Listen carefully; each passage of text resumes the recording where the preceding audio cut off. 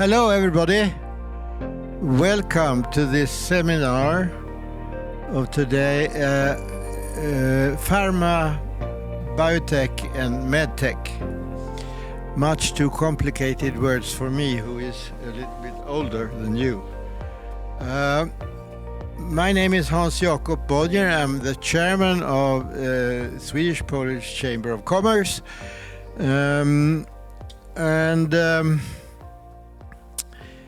Well, I would rather call it healthcare. I'm getting old, and all this tech will take care of my growing older. I have now 2 prostheses in my shoulders. They're called Delta prostheses. They're double. And there is a new industry growing up in Sweden, which is out of Swedish crematoriums, there is coming 30 tons of metal per year. These 30 tons of metal, which is my prosthesis and others, knees and what have you, are worth 80 million Swedish crowns. And it's a growing industry, I can tell you, which is rather interesting. But anyway, I will now give the floor to Victor Björk, who will hand the rest of the programs today. And I wish you a good future pension. Thank you very much. It's a great honor and privilege to be here and also have my own consulting company in life science here at the Swedish-Polish Chamber of Commerce. So it will be a very interesting day with a lot of speakers. And probably many of you who are here know now that there are many specific challenges in the pharma and medtech and biotech field. We have an unprecedented growth of science. We have a demographic transition where we have a lot of very frail old people and fewer younger people, and that affects the consumer demographics a lot. And the emergence of AI and drug discovery and the medtech and pharma crosses all domains, and then nobody knows where can we actually be in 5 years, 10 years, but at least some people are going to know a little bit better than others where we might actually end up being in the future. So I'm giving the word to the first speaker here from PricewaterhouseCoopers, Alex Johnston and Cecilia Fornstedt.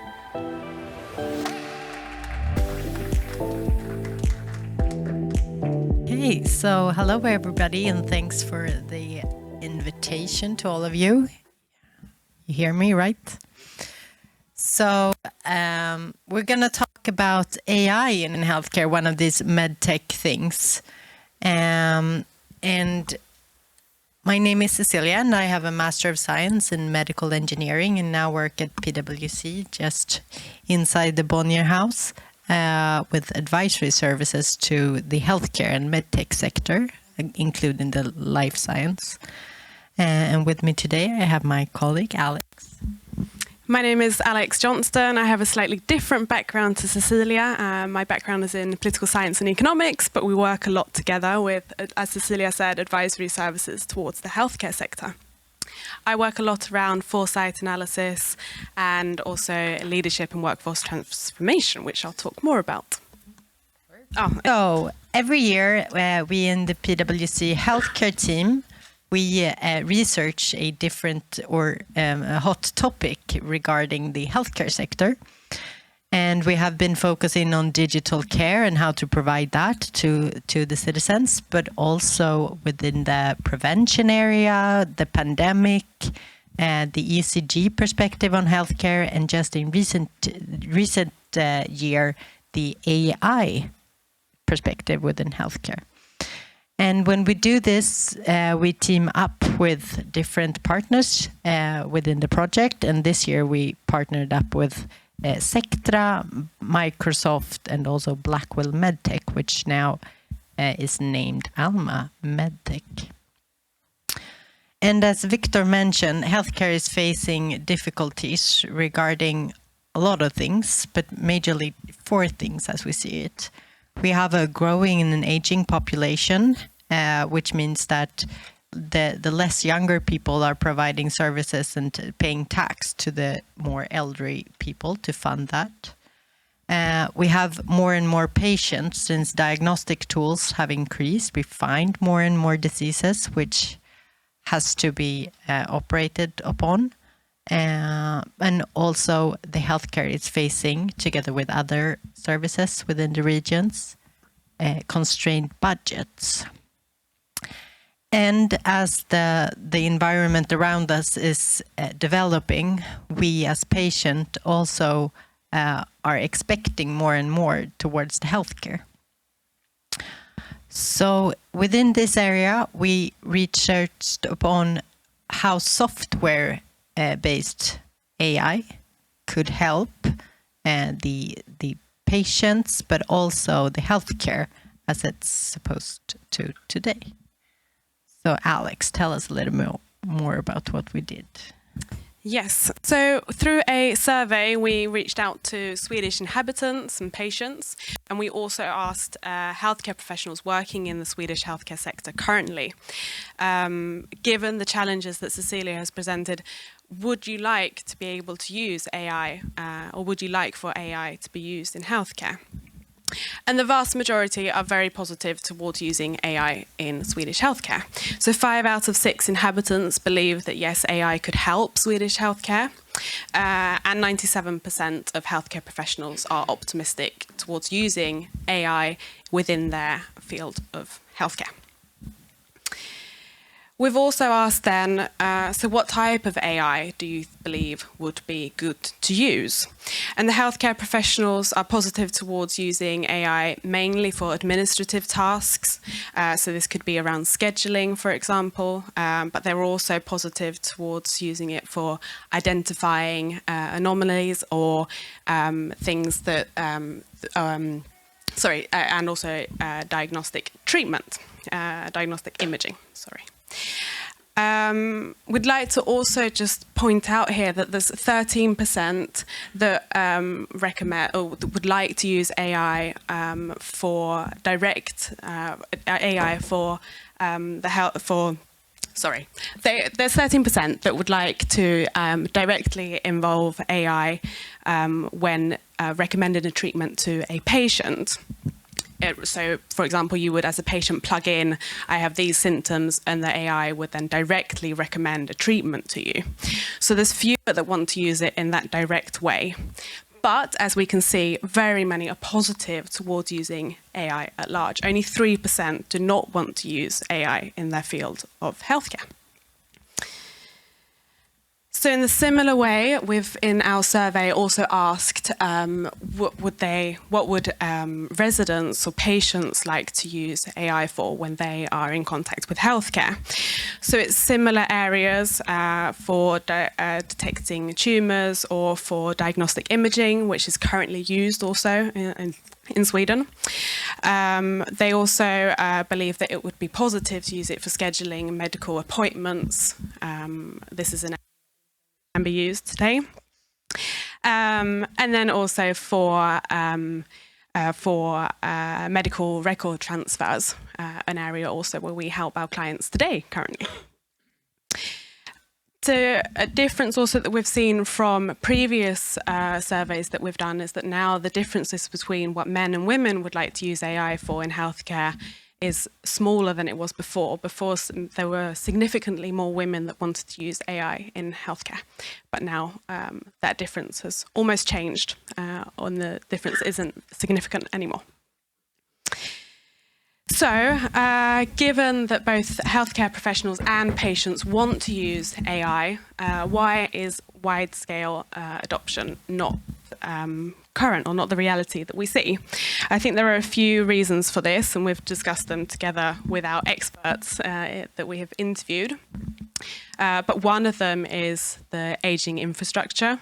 perhaps that was fit for the 90s, which was now 35 years ago, but also that healthcare professionals don't feel that they're involved in the procurement of the AI technologies that they will then, in fact, be using themselves. So there's a need for greater collaboration where, IT and healthcare professionals in that procurement process need to be involved to a further extent. Of course, there are solutions to this, and in many ways, the implementation of AI is similar to other change processes that any other industry or any other area would see. Often we see something, a scale that would look perhaps a bit like this, where initially it's very exciting. There's a new change coming about or a new tool that can be used, and there's lots of interest. But then we start discussing the risks. Perhaps you do not fully understand how the tool is to be used or what the change actually will entail. And we start seeing the risks. And I'd say perhaps that's also where we've kind of got stuck at the moment in Sweden. We talk a lot about the risks of AI, and of course that's important. But we need to also talk about what can we do to shorten the time from that we see it as a risk to something that's the new normal. And in our surveys then we've asked, what do the healthcare professionals need to leverage AI? And the majority want education, so they want to know how to use the tools, but they also want some sort of knowledge exchange or coordination from other people that use these tools. For example, that could also be a super user who sort of leads the way and shows them the way forward. When we've asked residents or patients then what risks do they see with AI, and that would be most people then think that would be around errors occurring in how it's used or technical malfunctions, but also that diagnosis or treatment recommendations could actually be wrong. But then also a few are worried that if AI tools are used, then I won't be able to talk to my healthcare professional face to face to the extent that I would like to. And of course, these are challenges, but challenges in demonstrating safety and effectiveness is also something that the sector at large really excels in. Cecilia, I'll hand over to you for final recommendations. So thank you. So taking all this into consideration, we have summed up 3 ingredients for the recipe for a large-scale implementation of AI in healthcare. So first of all, we see that regions and other healthcare actors should not prove what's already proven. If you see something that is implemented in some scale within one region or one setting, you could take that, adapt, and implement it into your own organization or healthcare provider. That would be much more efficient than piloting and POCing again. Then people generally look at investment and calculate for the cost of investment within new techniques and new medtech supplier chains. And we see that you should also take into consideration the cost of not implementing something, because that could be actually much larger than the cost of implementing something. And then equip the staff and the organization for implementation. So all of the staff should be, as Alex mentioned, be helping within testing and implementing the things, and should be also involved in the procurement of medtech, so they know what do they buy and what do they want, because that will be a much faster route to implementation. And every year we in the PwC, we do a CEO survey. And last year we saw that the Swedish CEOs, they reported that they had not developed an AI strategy within their companies and both the public and private sector. And this year, the figures came out just a week ago, this year we see that Swedish public and private companies are lacking behind in the AI implementation. So not being able to be not only being able to run in the front line, but also we're lacking behind. So we really see that this is something that needs to be done right away within healthcare. If you want to read the report, unfortunately it's in Swedish, but there are free AI tools translating this. You can just scan the QR code and you will be directed towards the link. And please reach out if there are any questions afterwards. Thank you.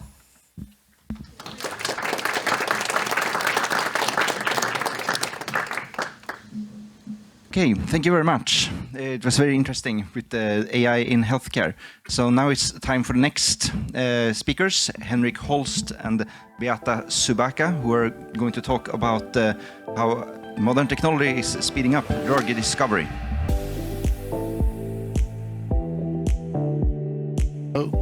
My name is Henrik Holst, and I'm responsible for life science and including some of the large corporations where I'm a key account manager.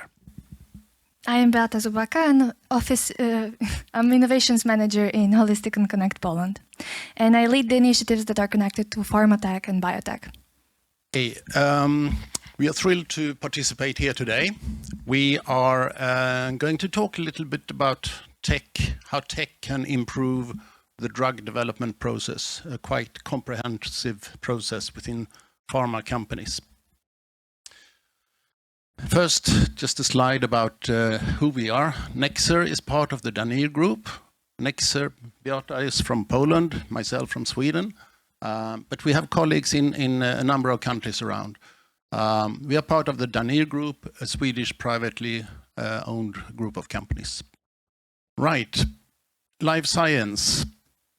We have been working with life science for well over 20 years. It's of growing importance for Nexer Group. A substantial part of what Beata and I are doing every day is within life science.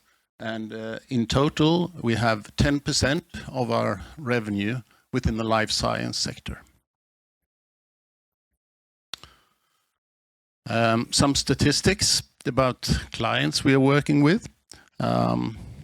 Excentia is ranked #1 in terms of AI within drug discovery companies. AstraZeneca, they are the 7th most profitable life science corporation 2024, according to Statista.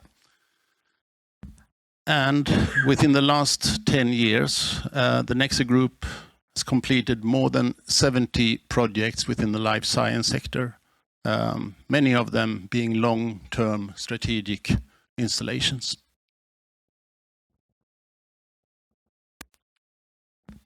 So the agenda basically for today is to lead you through the picture of how companies like us, technology companies, support drug discovery, R&D, clinical trial processes in the pharma and biotech.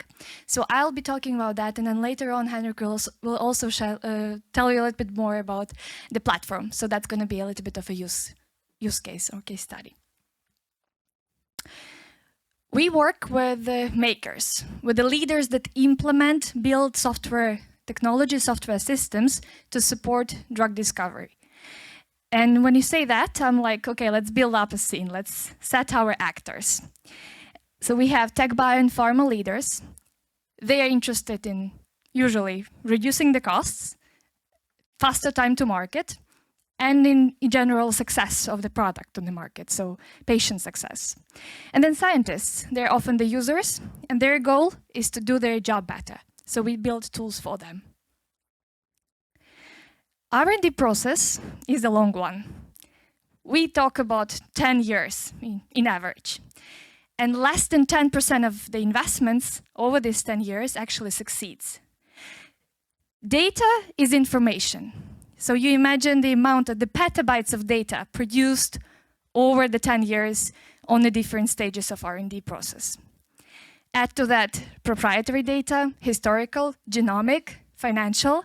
You end up with a petascale of the data that you want to process to actually comprehend and make insights, like extract insights out of that. And I would say like 2-3 years ago, a lot would say that, oh, there is a lot of hope and potential in AI. Today, it's a question, how do you implement that? Tell me how that works. Does it actually work for you? So that's basically now the conversations. And then second biggest topic, I think, on all the conferences I go is, oh, do you actually have your data, you know, reliable, available, clean, formatting of the data? So there is basically, we pile it up, but then the problems and challenges come on. And then it's back to the technology and the companies like us to help and clean that and process that. And in the end, help the scientists produce better drugs. Clinical development is also a lengthy phase. This is the only phase, finally the phase when it's actually tested on humans. And that's the case that Henrik will tell you more about. But then let's add up to the scene the databases and all the biobanks and genomics, omics, financials, but also the machines, hardware, labs. Everything becomes kind of automated, connected. You have to really hold an eye on the huge organization and understand how it all works together. And then comes the technology. Finally, we are at the slide that this is our home base.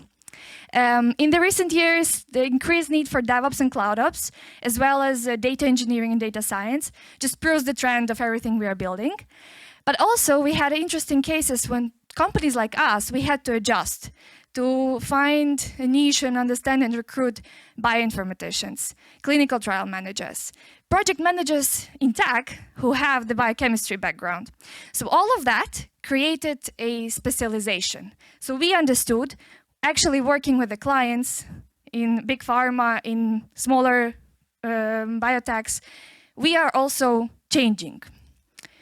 And then we add to the whole map the coding, interfaces, applications, and of course, an AI magic. And all of that has to operate on the speed, stability, automation, and security. So these are the things that we have in mind. Scientists have their scientific process, machines have to work properly, and these are the high words and our kind of cornerstones of what we are basing our work on. We'll skip that. And let's go faster to specializations. Having worked with a number of projects and companies in the life science, we came to understanding that specialization actually matters. Specialization for us means that we have our people trained in regulatory systems, so they understand, software engineers that need to understand the regulations of the sector. They know how to work with the sensitive data, electronic health records. They understand how to build pipelines. So basically all of that accumulates, helps us build the unique know-how of the company across the portfolio of products to make sure that we are specialized partner. So that differentiates us from any other generic software development company. And just to give you a couple of examples, because I know it all sounds like, ooh, R&D development. What we actually do is engineers produce real-time, high-performance target identification platforms.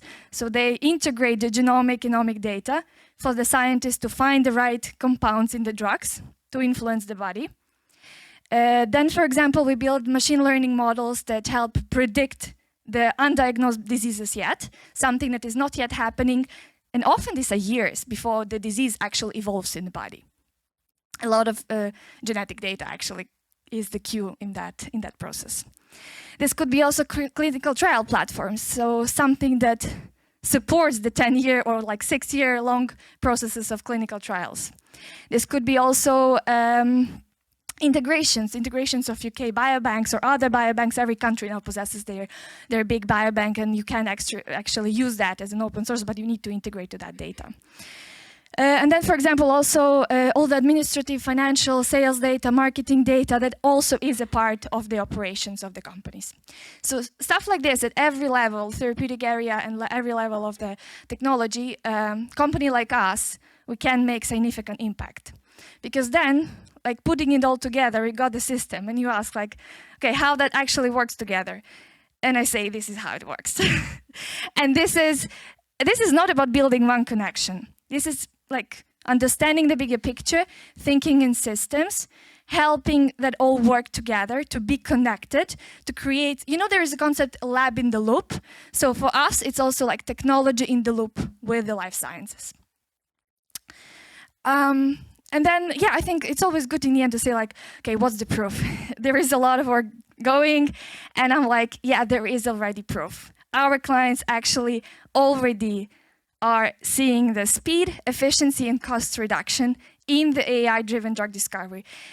There are several candidates, several drugs on the market that are now in a clinical trial stage, and we hope to see the progress of the companies to actually say a drug reached the market. Something that was developed by AI has reached the market with the savings and the time savings and the cost savings, everything that is happening. So I think it's pretty remarkable. This is the proof that this collaboration between tech and pharma has been here for years before Gen AI explosion, but is now even tighter. It's actually like super hyper scaled.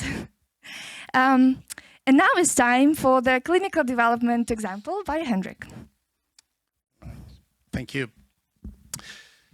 Well, as you can see, the drug development is split into several phases. First, the early phase, early science, discovery. Then we continue with late science or clinical development. So for the clinical development, we carry out clinical studies. Why does it take so long time? First of all, the complexity. We can see that modern trials are targeting smaller and more specific patient populations around the world, relying on large data set information.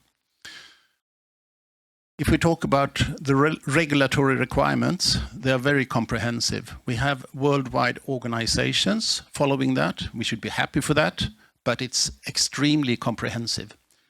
We need to ensure that we are that we conform with those legislations and also national law legislation for each and every country.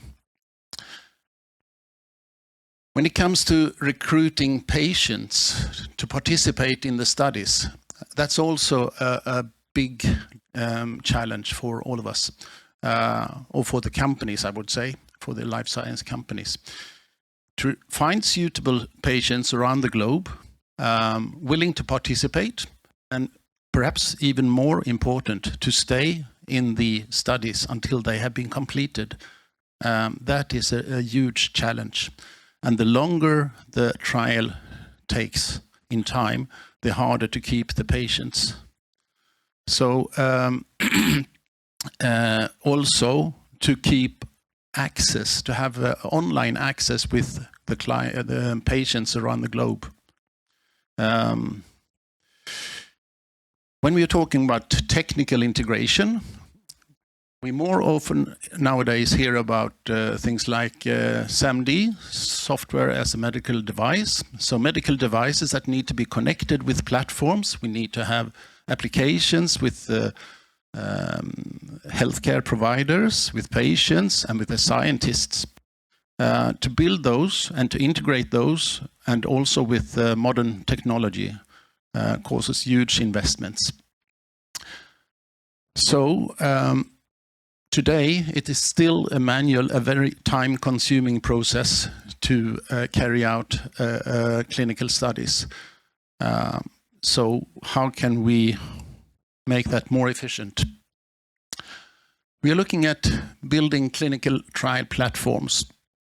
Clinical data platform can use medical devices, enable continuous monitoring 24/7, and real-time data collection.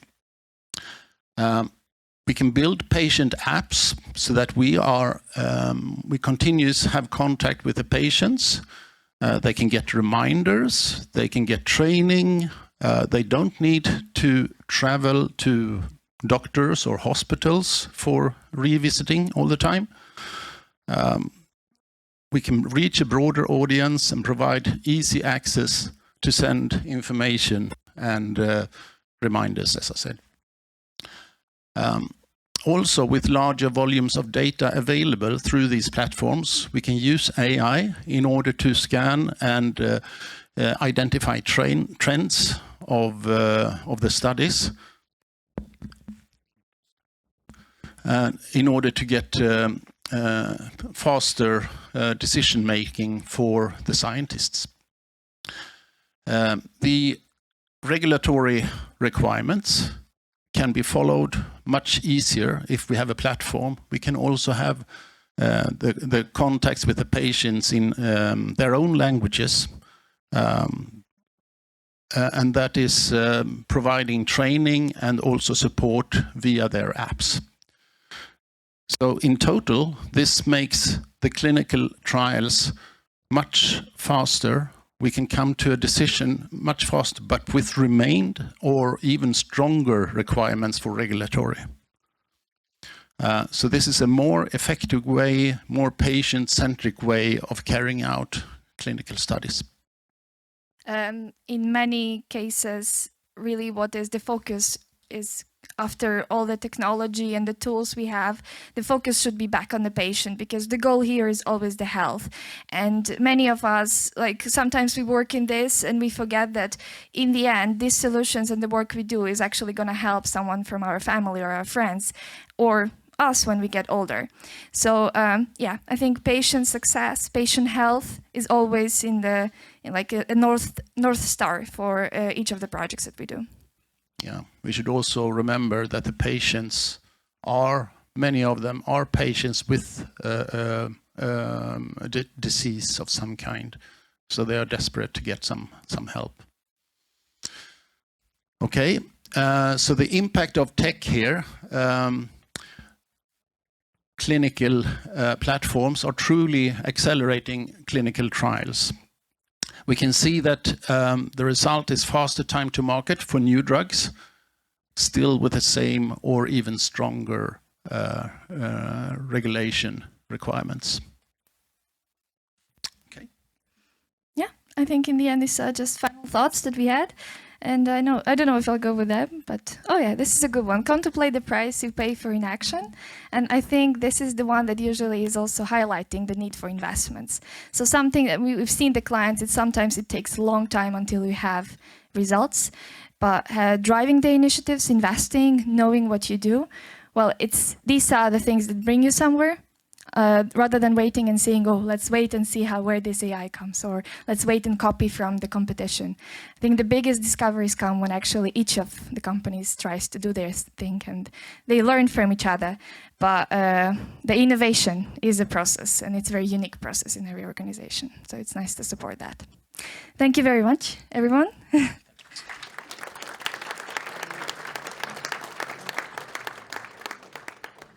Thank you very much. Many talks now on AI, and there will be even more AI, because now Damian Adamczyk will talk about the current state of AI in life science.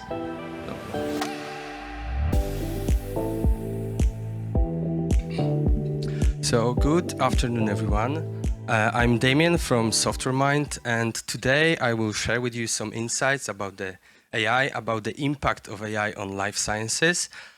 So my background is bio. I'm expert in bioengineering and biotechnology. In my day working, I supporting the transfer from the ideas, from the concept of our partners to make them really working solutions. This is few words about me, but let's think about the bigger picture. These bubbles represent the most effective companies from the European Union. There's 14 bubbles. They have capitalization more than $10 billion. And we can see the green bubbles. The green bubbles are more digital companies. The blue one are called other, but for example, we can see some biotech companies like Icon from the Ireland and BioNTech from the Germany.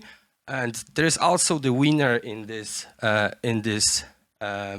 companies. Among these 14 bubbles, the 5 of them are coming from the Sweden. So the Sweden is leader in the case of innovative companies, the most effective companies among the European Union. But if we think about the bigger picture, the holistic perspective, this is the difference between the United States and Europe, and there is huge gap between the effectiveness of the young companies.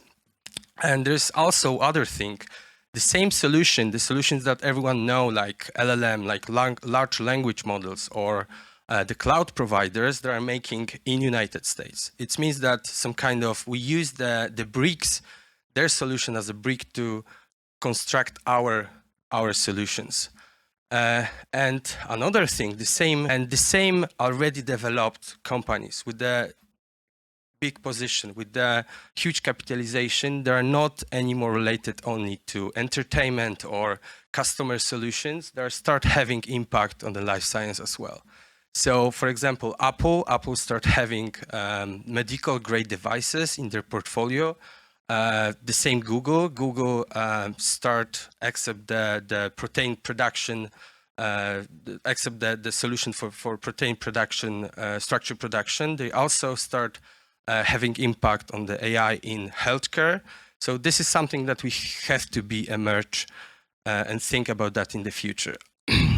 And what does it mean in case of final outcome, which is the number of medical devices that used AI or ML as a component, and they are FDA regulated, which means that they are approved or cleared to be used by the companies. And this graph represents like there's more than 48% the solutions are made by USA companies. And there's also Sweden. Sweden have 25 solutions. There's also Poland, single one. But in fact, we are playing the marginal role in case of FDA regulated medical devices that using AI or ML as a piece of technology inside. And if we look about the field, if we think about the field that is the most interestful for the companies, the radiology is the pure winner. So we are making this kind of analytics to to understand the market, to be sure that the value that we provide is on the best level. The radiology is pure winner. 77% that's already approved by FDA are in this field. And our mission is to support also the other fields, the support also the marginal fields, I would say. And we also understand that AI itself is not like the single technology. It's a broad, it's bunch of the solutions, dozens of solutions that are on the different level of development. So we can think about the radical innovation, like solutions like very early on the development phase, but we have to think as the European companies that there's also incremental innovation, which means that there are solutions like, for example, scientific literature or management tools, that this kind of solutions creating kind of baseline, which means that they are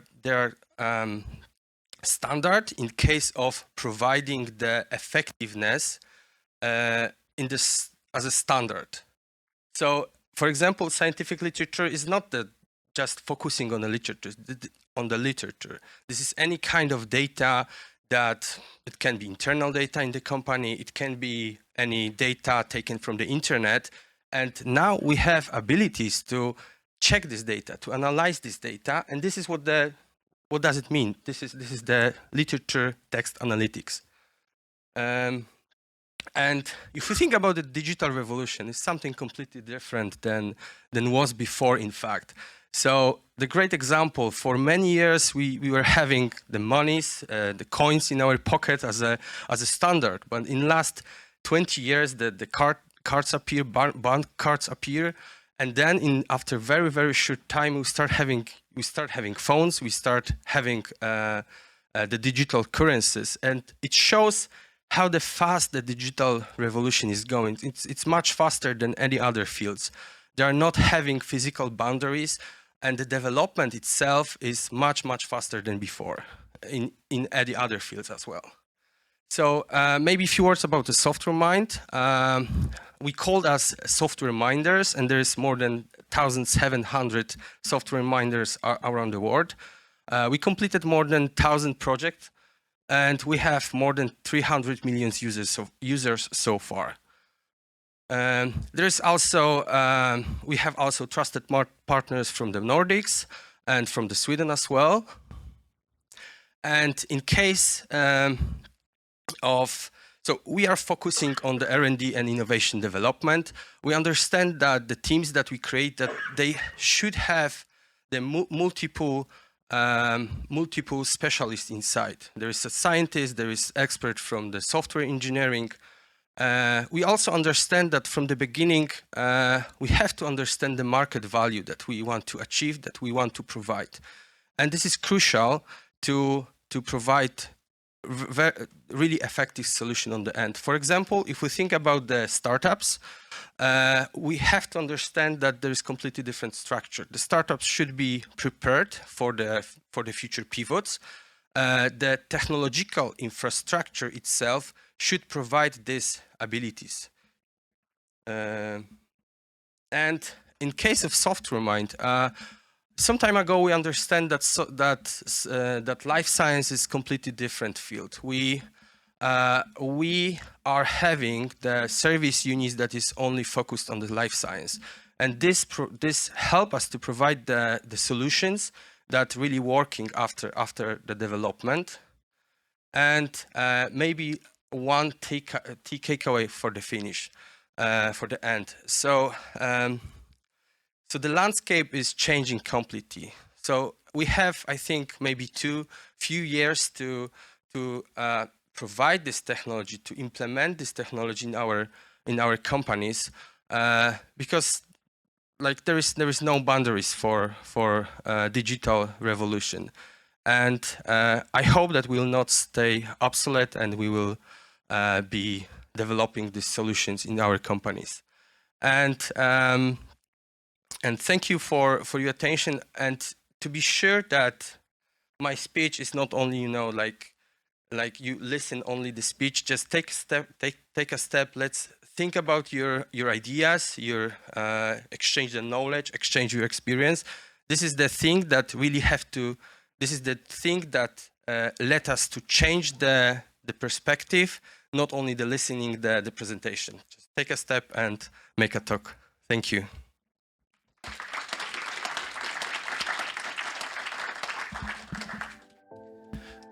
Thank you very much. So then we go further to my own talk, actually.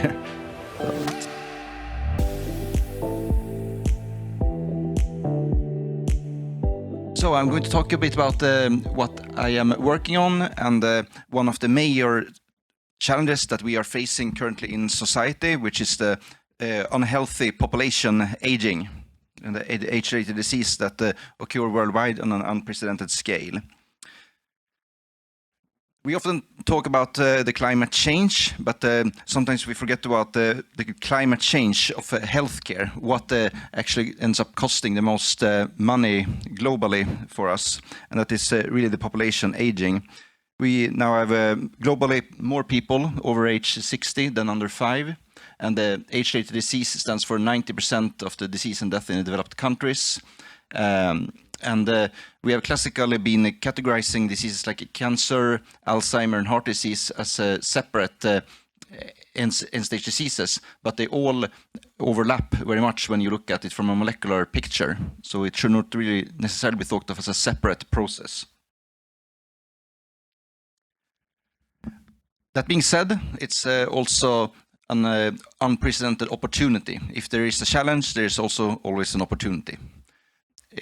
So investment in age-related disease has more than doubled during the past years, and there are consumers of the whole world to improve health. And the age-related disease spans large areas of biology in a very transdisciplinary manner when it comes to both the diagnostics and the medtech and biotech. And for specific challenges in the field, I would definitely say that we are looking to develop reliable molecular biomarkers for intrinsic aging that is tied to physiology, like walking ability and memory and so on, and get a drug approved on the market for an aspect of aging itself, so to speak. And some people make the case that the GLP-1 drugs could be one because they target multiple metabolic disease that goes up with age at once. But once a drug is approved and everybody agrees that it's on an aspect of aging itself, then investment will follow. So I want to make a quick overview for people who might not know what aging actually is. Aging is an accumulation of changes that don't exist in young people and that interferes with the health of an old person. That is a simplistic answer. And the molecular damage ends up damaging organs on a physiological levels, and the compensatory systems are overrun, and then you get the frailty, you get atherosclerosis, cancer, Alzheimer, sarcopenia, and osteoporosis roughly at similar ages. So they're completely absent in youth, and they occur at fairly similar rates when you hit later life. And also aging is defined as an increased risk of death with age. That is an easy way of explaining it. And this, to exemplify, this is not a Mensa admission test. This is an example of what happens. So you can see in A, you have a youthful person, and then in B, you have some damage that the body is partially able to repair, but then some damage remains, and the new damage comes up, and then it accumulates until your tissues are full of damage. And you can see these microscopic pictures of pathologies like lipofuscin inside cells and amyloid proteins in the brains of people with Alzheimer's. So, and there has been many attempts of categorizing aging in a way that this researchers can agree upon. Researchers like to disagree, but at least they somewhat agree that you can divide roughly the major molecular changes that lead to age-related disease in these categories of stem cell exhaustion, mitochondrial dysfunction, protein folding problems, and so on. And there are many different ways of partially reversing aspects of aging and improving health that already exists in mice. So this is not an area of science fiction at all. It's a rapidly growing field. I just came back from the largest aging conference in human history, which was in Riyadh in Saudi Arabia with over 3,000 participants. So just a couple of days ago. And I want to illustrate this with one aspect of aging, that is cellular senescence. So when you age, you accumulate damaged cells that are not cleared by the body, and they lead to frailty, they cause cataracts, they lead to loss of fure if you're a mouse, or hair if you're human, whatever you call it, and loss of walking ability and muscle atrophy and so on. And if you reduce that number, you can get a partial rejuvenation and extension of life. And this has been first of a proof of concept from 2011, but the biotech field has taken off now with billions in significant investment. So there's a lot of evidence for aging now being malleable. Many compounds and interventions target different aspects of aging, and they can in return produce life extension and health improvements in mice. If you would try to intervene in humans, you would need to probably use some combinatory clinical trials, which is something that is very hard to do from a regulatory standpoint, because if you only remove one aspect of aging, it might not necessarily be a very impressive readout. You need to target multiple things at once, and continue to identify key challenges and potentially run clinical trials where you selectively target an end-stage age-related pathology instead of a surrogate marker only. So finally, I just want to tell you what I do a bit. So I'm a molecular biologist by training, and I have worked at multiple companies in the aging longevity industry in the US and Switzerland and Germany and so on. And so I now have my own consultancy company where I do scientific due diligence and landscaping of investment prospects within, you could call it the longevity industry, or reverse root causes of ill health industry.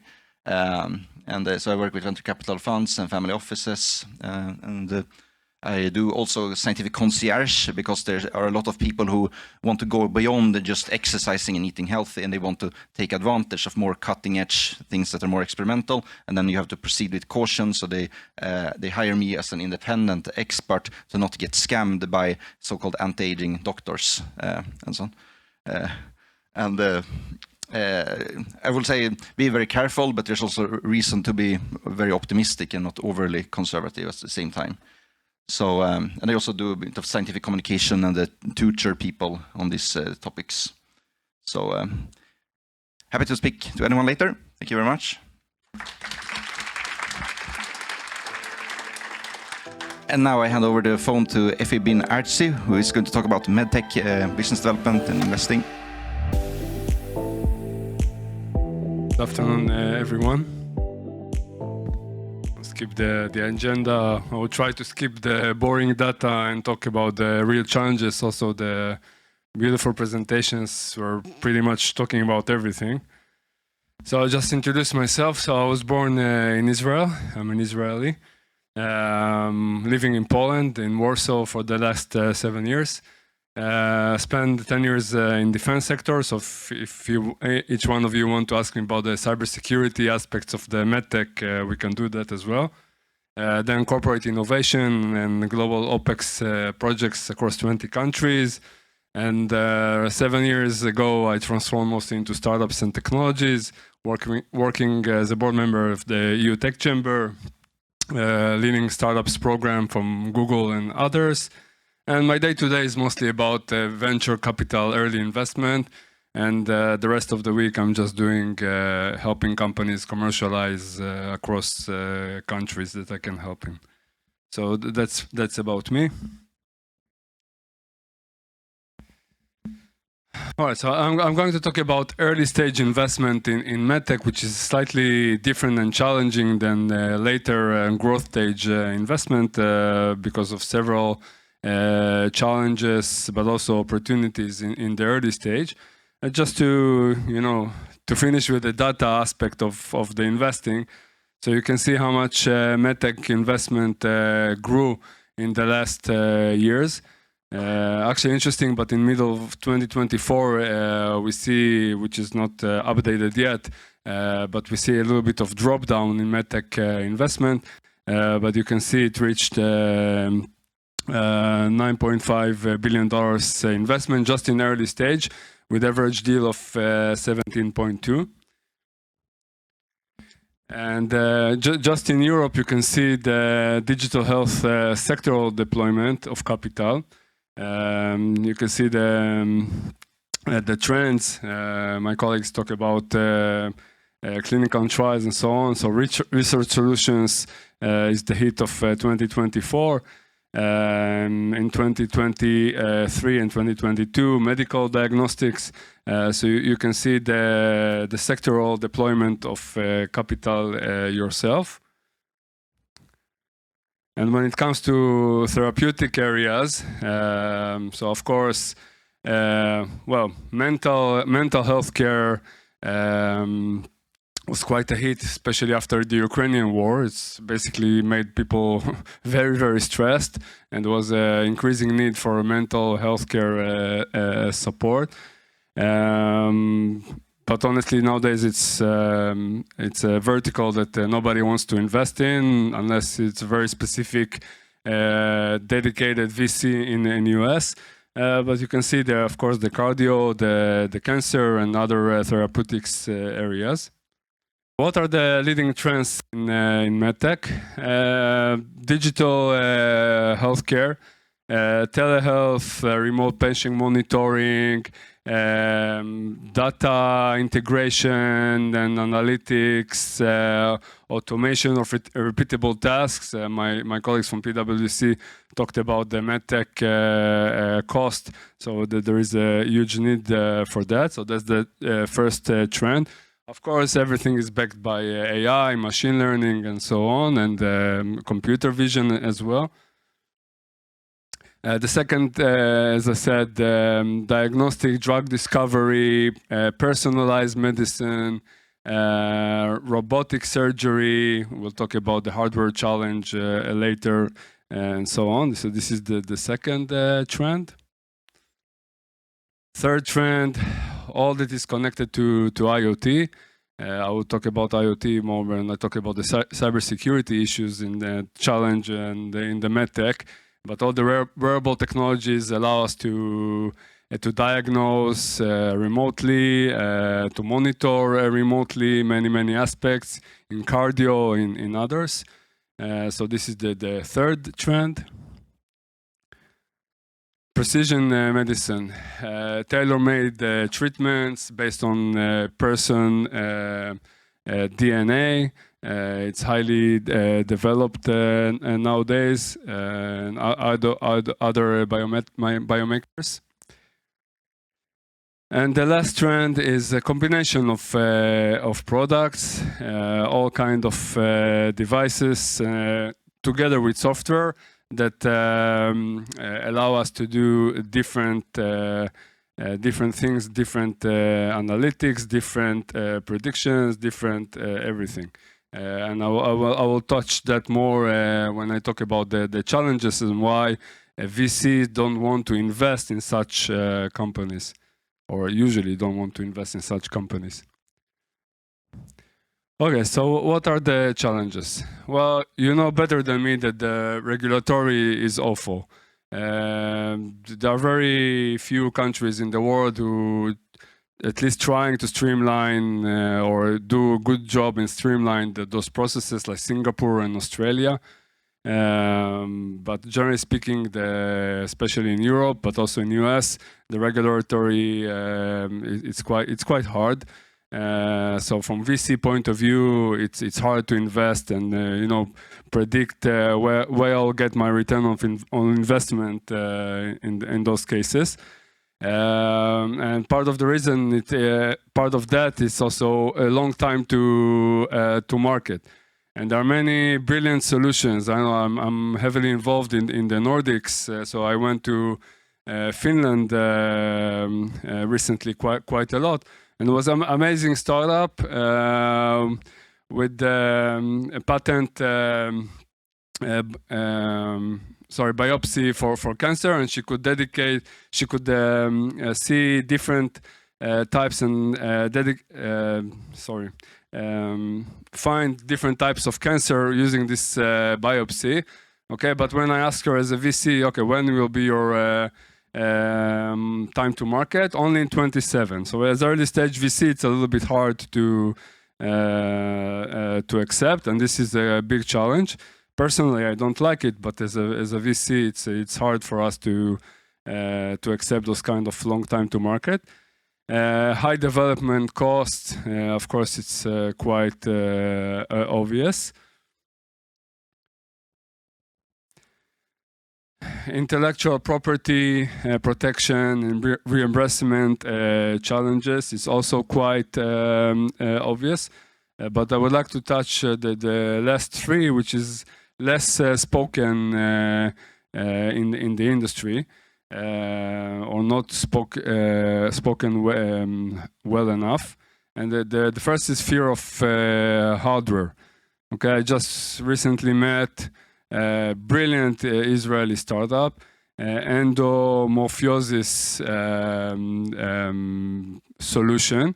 This is very small lesions on the women's womb. 75% of the people in the world, women in the world, are misdiagnosed. 120 billion problem. Okay, and the lady founder reinvented the way that it can be detected by 3D imaging of those lesions. Totally new ultrasound, of course, backed with AI. But the hardware solution really scared the VCs, and I'm talking about several VCs in Europe and in the US. Another one, birth control with very small device, hormones-free device. Again, nobody wants to invest because hardware is a problem. It requires upfront capital significantly. VCs are afraid of, and also angel investors are afraid of the supply chain. and other aspects of the hardware. So it's very hard in early stage to be an early stage startup that combines hardware and software in medical nowadays. I will talk about different solutions for that also in the challenges, but this is a major one. The connection between governments, academia, and the industry. Unfortunately, I get a lot of calls.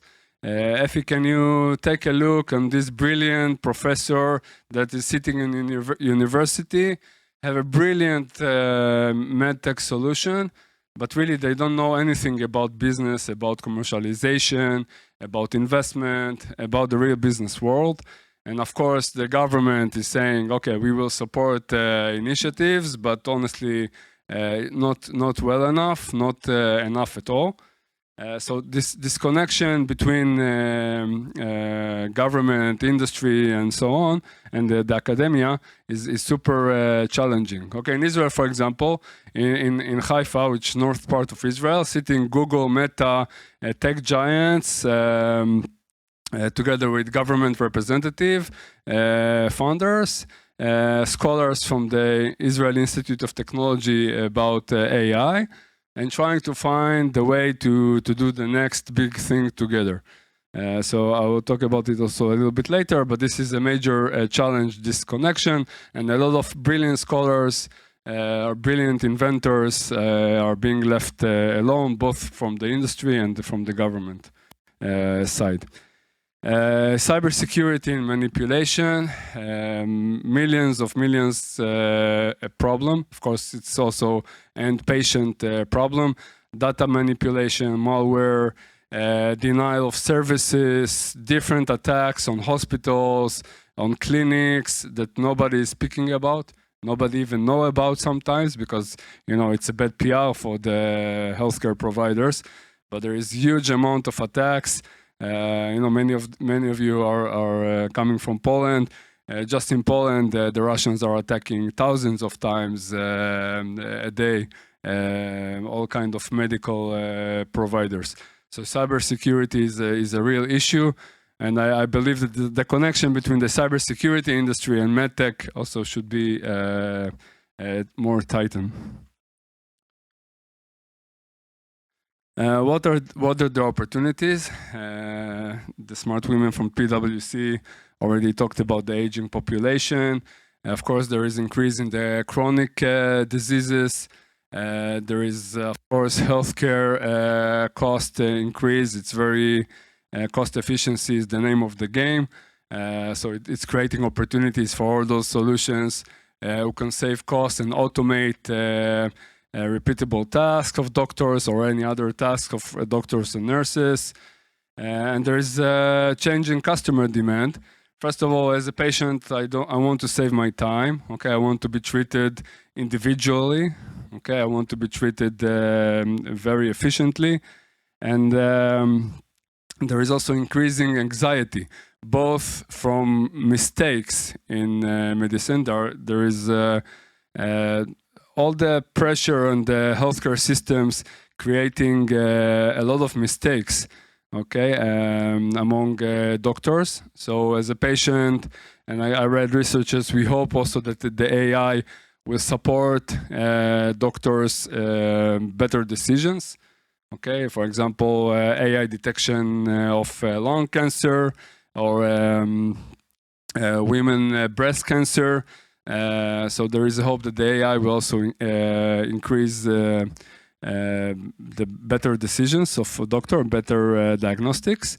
And also, you know, all the wars around us and the economic instability and the geopolitical instability creating anxiety. So there is also a great need for well-tech solutions. So this is, I see it as an opportunity. And when it comes to access, so of course the technology is very, very advanced. There is increase in access to capital. When I talk about the solution, there are other solutions for those who are afraid of hardware. Okay, like the European licensed crowdfunding, which you can fundraise up to 5 million euros nowadays, and it's heavily regulated. So if you're medical device or software as medical device doing the MDR certification, you can actually use that source of funding and not the trivial funding from VCs or angels. There are all kinds of incubators and programs like Tenety Nordics in Zurich or in Tallinn. They are both investing in early stage medtech startups and also nurturing them. So there are other sources of funding that you can use. And there are government initiatives and all kinds of regulatory approval. For example, in the Australian Therapeutic Goods Association, it was trying to streamline the process. So there are all kinds of initiatives around the world. Of course, it has to be done more. So my conclusion, also from working in other industries, but specifically in medtech. And this is how the Israeli, for example, ecosystem looks like. So the connection between the government, the investors, the defense sector, even, of course, the entrepreneurs themselves. I believe that this connection is the key for the successful medtech investment and medtech in general success. And it has to be done country to country. That's why I spend time projects in 20 countries, and I'm also always try to connect countries together.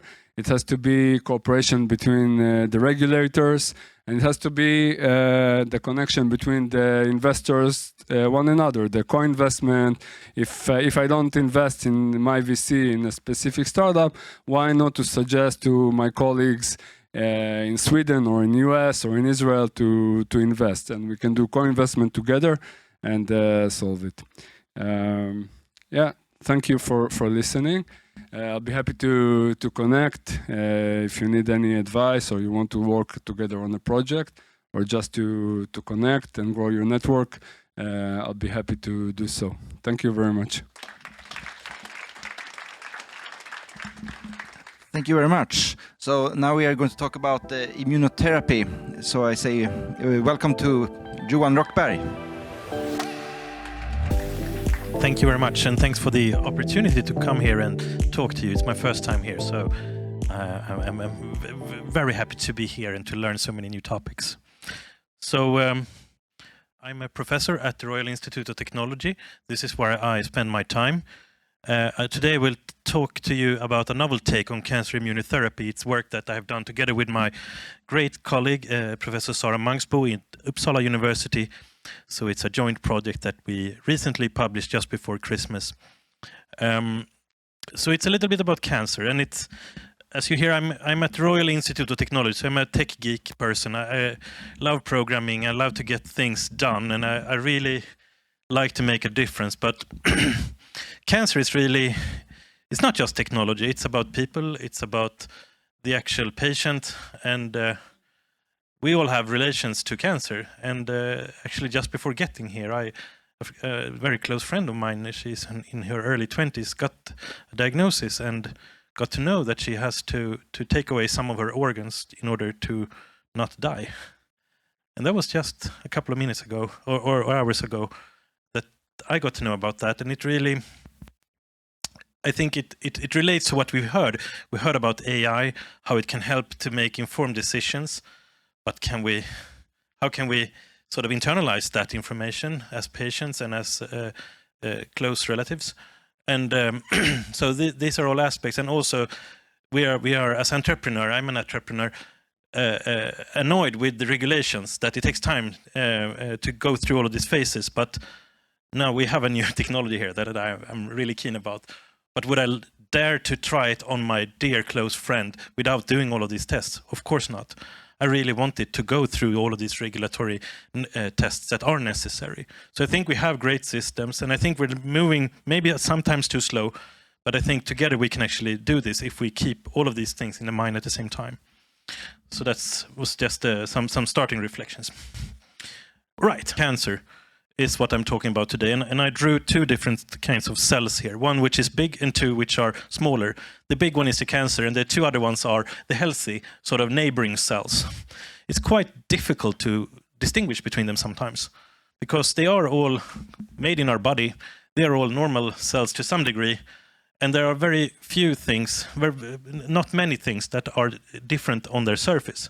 So if you try to treat cancer, it is quite difficult. You might hit the healthy cell as well. There are not so many things on the outside that differ them. There are some targets that have been developed into new drugs, such as HER2, EGFR, and some of these known things that are surface proteins of the tumors. But it's not so easy to just go there and kill the tumor, which has been sort of the wish for so long time.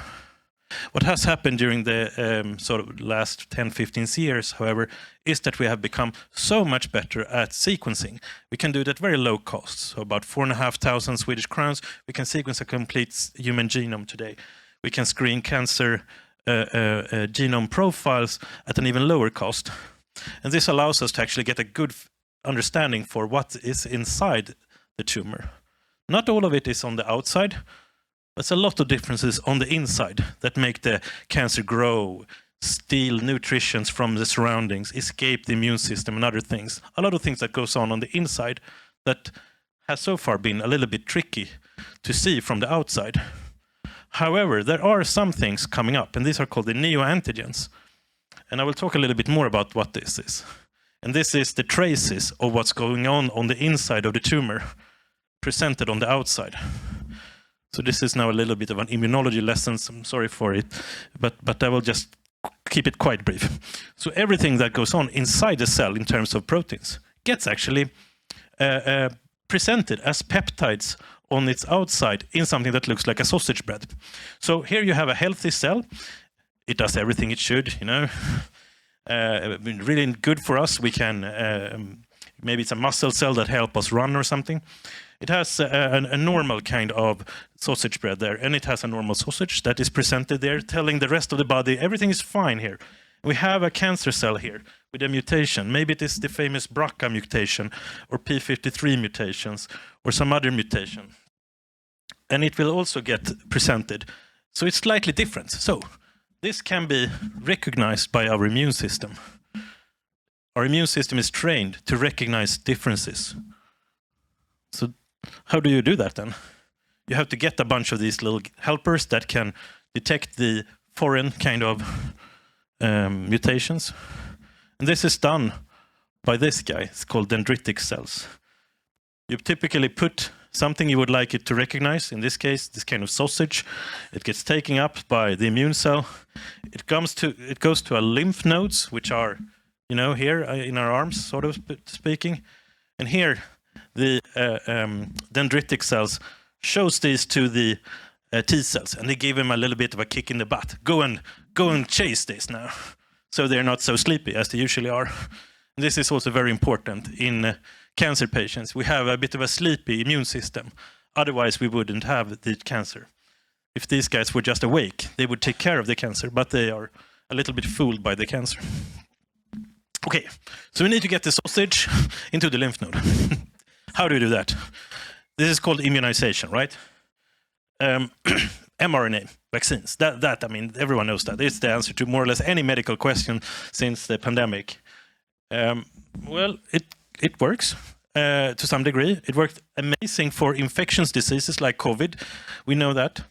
But it's a little bit challenging sometimes, especially if the patient is immunocompromised and doesn't have a very sort of alert immune system. So, because you need to the cells need to take up the peptide and process it and make a little peptide out of it. From a patient perspective, mRNA is also a little bit, this is again me being a little bit technically geeky, it takes a bit of time to make mRNA. First you sequence the tumor, you learn what the patient needs, you need to make DNA, you need to make RNA, you need to make this in a big factory. It takes about 2 months to get to the actual mRNA. Can go quicker, but that's roughly what we're talking about. And it's quite expensive. So what can we do instead? Well, we could make that little peptide that I showed you, make the sausage directly instead. it's actually quite fast. You just do it in one bang. You can do it in a day. You can do it much cheaper. They're also very safe because they are small and they get degraded in the body. But that's also the problem. They get quickly degraded in our if we get a syringe with peptides.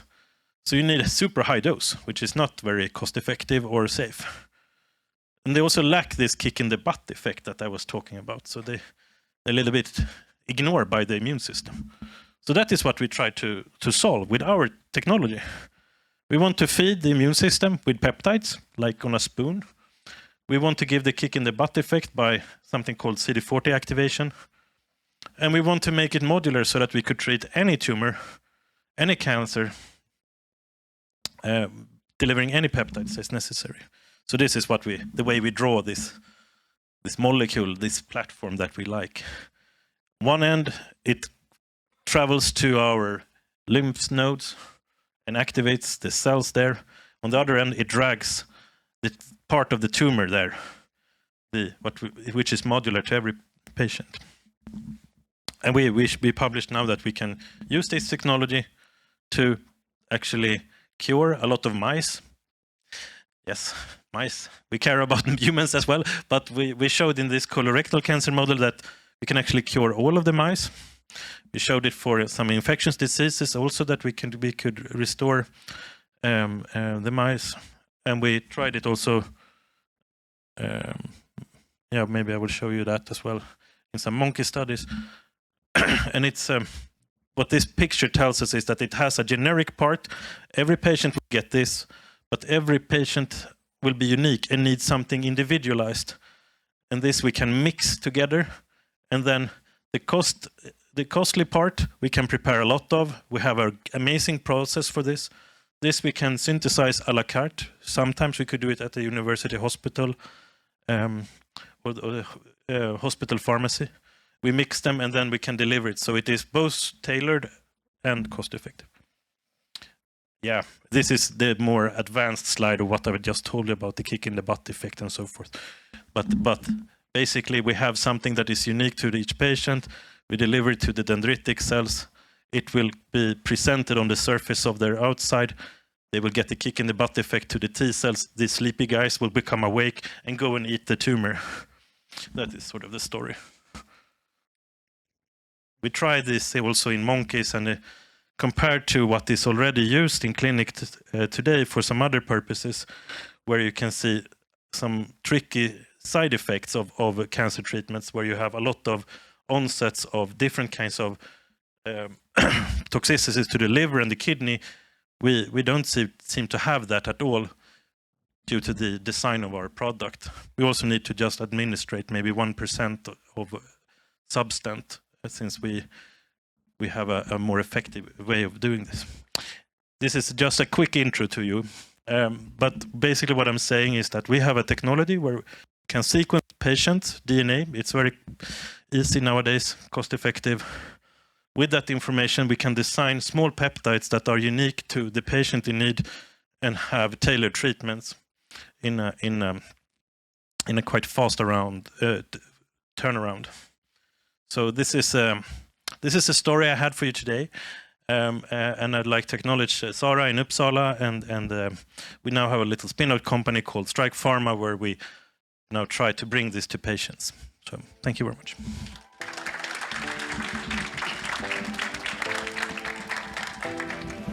We are going to have a pause now for about 5 to 6 minutes, and then we will have our amazing panel discussion.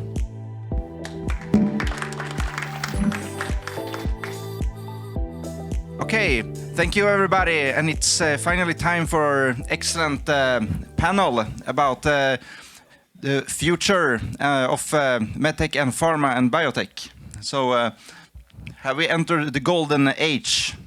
How are the next years going to proceed? We have had many interesting talks today, and we will now get the expert opinion on the different fields. So I would actually like to start with letting all the panelists introduce themselves one by one. I think we know who I am by now, but the others can start introducing themselves. So you can start if you want. Hi, my name is Katarzyna Hes-Victor, and I'm the CEO and founder of Minity and Kafaros. And with Minity, we've been since 2018 supporting personal care workers, so mostly home care professionals and aged care professionals with upskilling and sort of helping them to communicate around the people needing care. And we have customers in Sweden, France, and Belgium, which is quite interesting because we can see the differences between the countries. And at Kafaros, I help other organizations with knowledge and research, as well as sort of going over borders and over what separates us in our silos is, because I really believe that this is how we reach, well, the future of healthcare. Good afternoon, everyone. My name is Marjo Kuumalainen, and I'm International Director at Sweden Bio. Sweden Bio is a Swedish life science industry organization. We are a member-based organization, and my role there is basically help Swedish companies to reach and find international partners. So it can be investors, pharma, and also increasing visibility of Swedish life science industry in general on the global arena. Thank you. Hi, hello. I'm Łukasz Pronicki. I'm the head of Sponsor Support Center in Medical Research Agency. Medical Research Agency is a government-based entity in Poland. Our main focus is to support health researchers, medical researchers, and also the private sector in funding research in the area of medicine, biotech, or other health-related topics. Our main goal is to raise the number of investigator-initiated clinical trials in Poland, also develop new medical devices, help to develop new medical devices, and also build cooperation between private and public sector in Poland or around Europe. Thank you. My name is Helena Rönnqvist. I'm a partner with the Magnusson Law Firm in Sweden. I'm heading the IP-IT team, and Magnusson is a Swedish law firm. We have offices in the Nordic countries and the Baltics. We're a full-service law firm, but it's important for us to be experts in the different areas that we practice. So our life science team is made up of experts, of course, from the regulatory side, also from our corp and M&A team, our litigation team, and IP-IT, to serve the clients the best that we can. Right. Thank you. Hello, everyone. I'm Fredrik Andersson, and I'm the CEO of Bonnier Healthcare. So we are the leading medical publisher in the Nordic region, and we currently span 10 markets in Europe with our operations. If I relate a bit more to Sweden and Poland, we have, of course, our medical journalism in Dagens Medicin and Puls Medycyny in Poland. But we also operate the most widespread clinical decision support system for general practitioners, patient websites, Consilium 24 in Poland, the leading medical forum for doctors in Poland. So a lot about information and knowledge. That's what we provide to the mix. Thank you. Hi guys, my name is Igor Dumbur. I'm head of delivery with Zone 3000. So Zone 3000, that's international company, specializes in software development. Our main services, core services, are dedicated teams, full product development from discovery to deployment, and also the company sometimes is looking for interesting ideas from different domain sectors and invests in R&D. Invest basically in R&D. So one of these investments currently is application of AI for pharma in the United States. And also I have past experience with working with the world's largest medical device manufacturing company on different interesting things like deep brain neurostimulation programs, spinal cord stimulation, digital health, and such things. So. Hi all, great to be here. My name is Piotr Wederski and I'm COO at Spline. a Polish technological company which work in few sectors, not only IT. So we are also working at factory plants, sector, automotive, and in the end, IT. Thank you. Okay, thank you so much, everybody. I would like to actually start because we have been discussing where we are now, the landscape of opportunities within healthcare. What do we actually think are the current emerging trends, and what do you need to think about when you look at them? And I would like to actually Mario to start to comment on it. Well, thank you.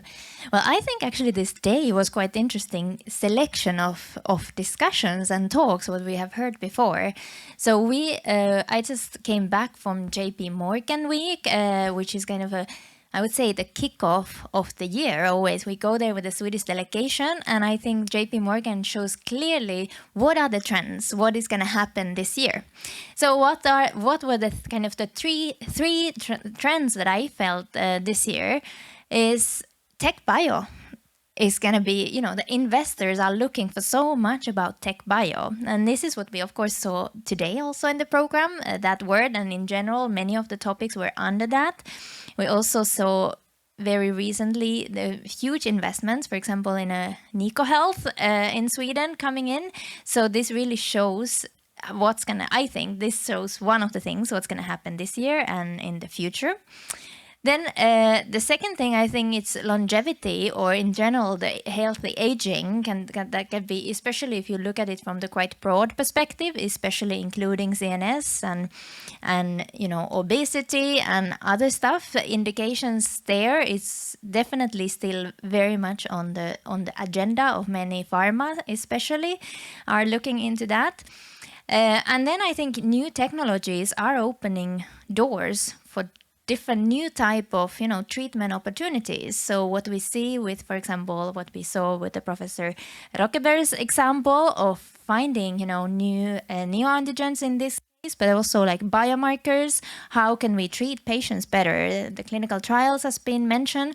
So I see AI, of course, as a very important tool for that, to improve the patients. But also there's many other technologies that we just need to, often they come from the basics first, and then figuring out how do we translate them then into really in the healthcare systems. That's what I'm excited about the future. Thank you very much. So then the following question would be, what do you actually then think about when you look at different healthcare companies and emerging trends? What is fact and fiction and so on, and what should you be looking out for when you do scientific due diligence and general due diligence on these types of companies? So I pass it on to Fredrik. Yeah, that's a $1 million question, I guess. So I think what to look for in the companies that are emerging right now. I think obviously we've seen a lot about the opportunities of AI here today. I think also considering that, I think looking at end user applications is becoming more and more important. Not only sort of deploying the general technology, but actually finding really good end user case and having an end user relationship. That I think is super critical when you're investing in this space right now. Okay, thank you very much. So I just also wanted Helena perhaps to also comment a bit on the very, very important aspect of intellectual property when it comes to looking at companies in the life science sector and so on. Yes, of course, IP is a cornerstone when creating value in a company. It has always been like that. And definitely in this sector, we talk about patents, but also trade secrets and data exclusivity are equally important. We see also there is a need to have a clear strategy for commercialization. Of course, the IP is important, not only to create value, but also in the long run when to enforce your rights. But I think for companies struggling to scale up, it's also important to have a very clear strategy how to commercialize your IP. Okay, thank you very much. And when it comes to a lot of companies now, they are employing AI as a part of their business model. And I would like you to comment a bit on the companies that are currently deploying this in the healthcare sector. What are your thoughts? Yeah, that's a good question. So I'll tell you about pharma in the first place. So everything goes from the business problem. And I'll say that we are looking for solving several long-standing industry challenges with application of AI mainly. So AI cannot solve all the problems, but several business problems it can solve. One of the problems is that I'll say the current marketing approach of one size fits all in pharma, it doesn't work anymore. At least it doesn't work as it was working like years ago. We need personalization. Healthcare professionals need personalization. They need, I don't know, they need to prescribe better drugs. Patients need to be more healthy. They need positive outcome.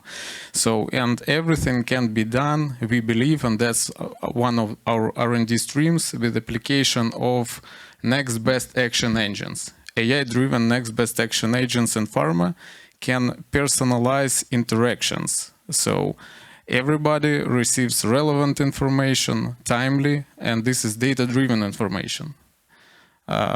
For example, if we take the healthcare professional, the next best action engine can analyze real-time data. It can analyze prior prescribing behavior, preferred channels of interaction, etc., and then just provide recommendation on next best action, how to engage with this healthcare professional. Whether that's a scientific article or maybe that's a medical science liaison schedule, I mean scheduled call or meeting, or maybe that's an invitation for a peer discussion. So the healthcare professional gets the information he or she needs, when he or she needs it, and relevant information. That's the basic AI-based strategy for new generation of outreach. Something like that. Okay, thank you very much. And of course, in healthcare, we have multiple areas that overlap partially with each other: biotech, health tech, pharma, medtech, and the deployment of AI across all those domains. Would you like pass it on to Piotr to comment a bit on that? How you think the different fields differ in terms of the usage of AI and hype and fiction and so on? So basically today we already heard about how we are using AI, and once we even heard how it will be used in the future, thanks to Strike Pharma. So basically everything which will develop like in next 10 years is like already based on what we have. So everything what we are seeing, what we spoke about today, it's the base. So it's the worst AI you ever had in your life, because it will be just better every year.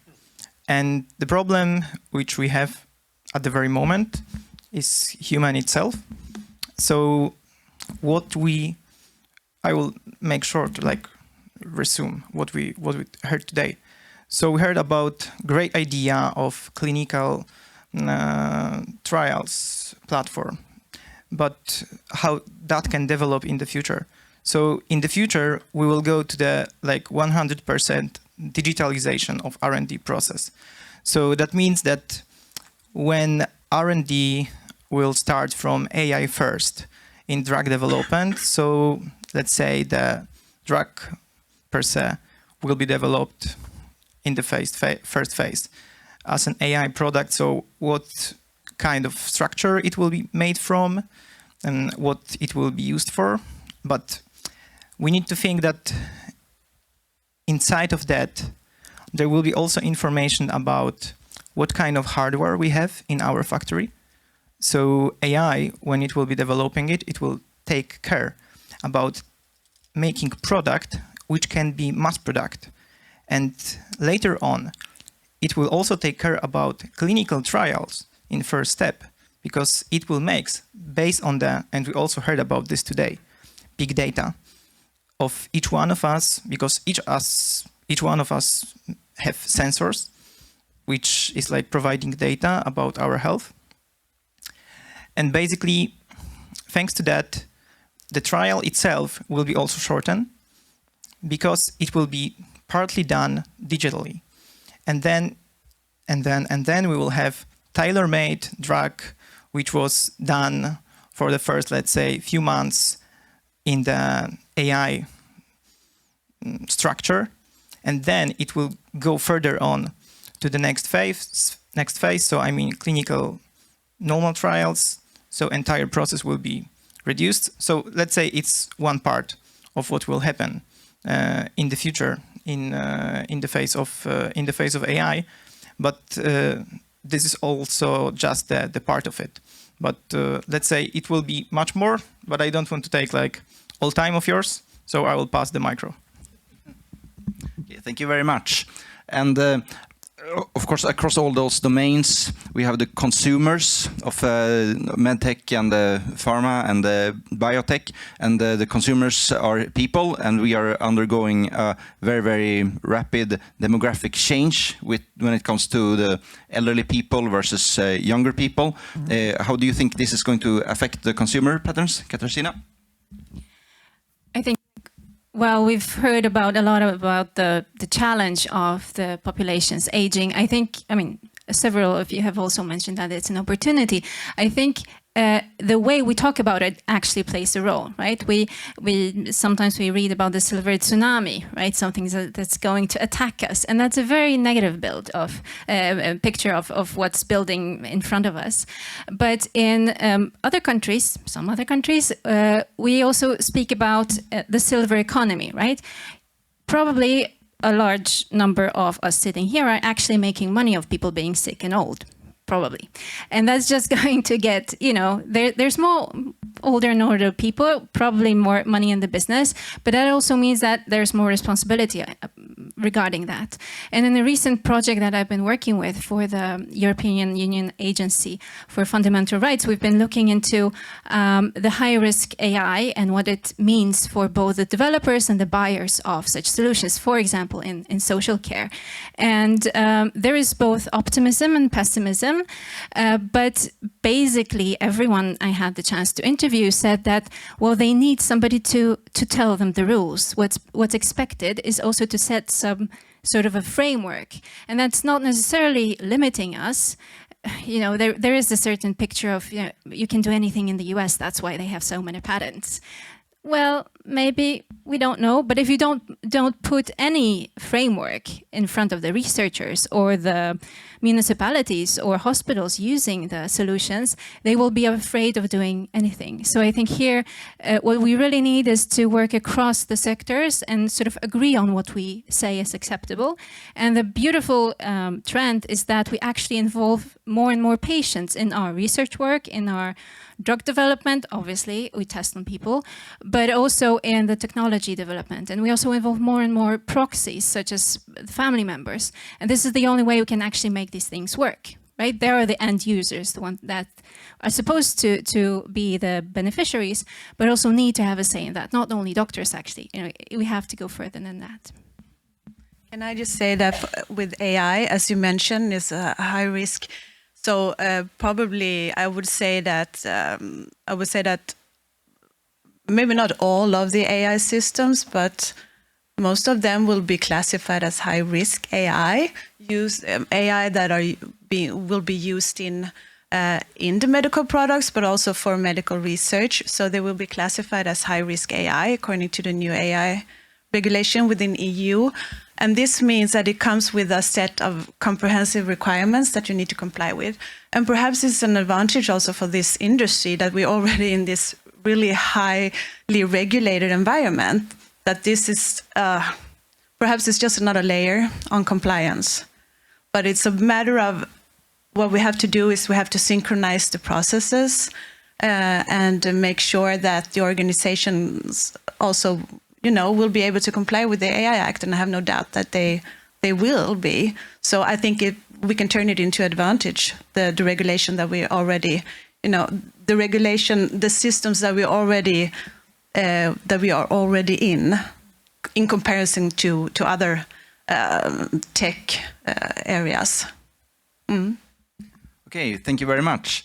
And I also wanted to touch upon the fact that we have multiple stakeholders that are working across medtech and pharma and shaping the future in different way. We have the private sector, we have academia, we have non-profits.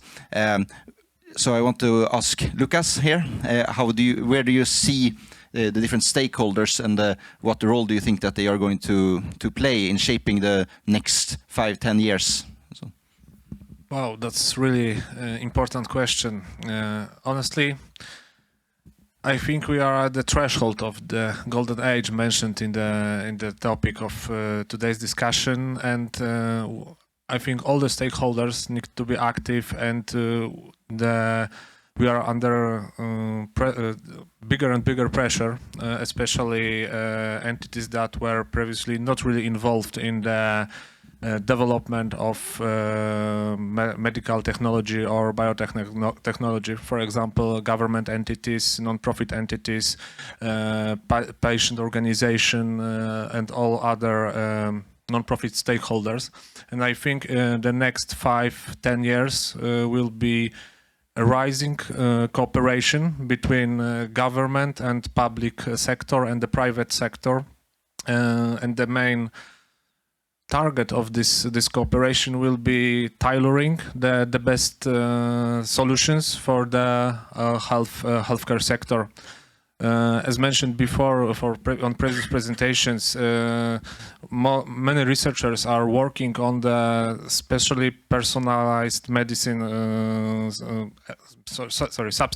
personalized substance or other active ingredients or personalized medical devices, and you cannot personalize without cooperating with the patients and not trying to find not communicate with them.